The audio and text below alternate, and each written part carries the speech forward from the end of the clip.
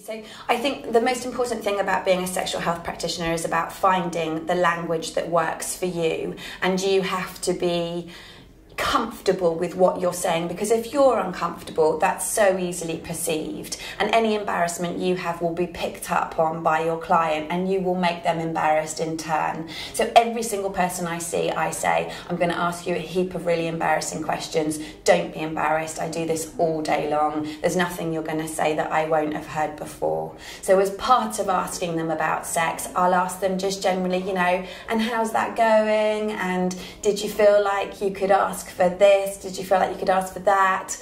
We just explore it. Sometimes young people don't want to talk about it, and sometimes, you know, you can't assume that all young people don't know what they want and aren't educated, because some of them know way more than I do. So, you know, you kind of have to go with the individual that's before you and tailor your consultation appropriately.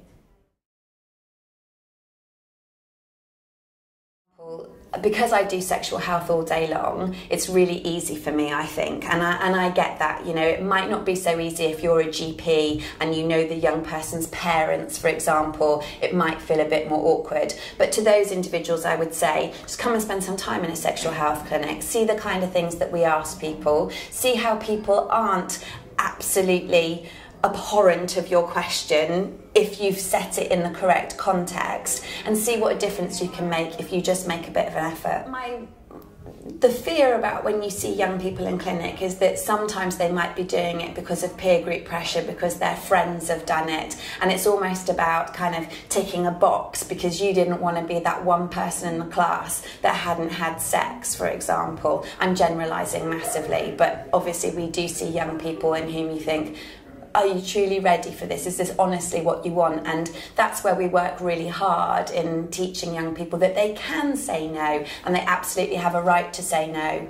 But if you have a young person before you who is having sex, it's part of my job to make sure that they're having safe sex, and that also means that they're having good sex.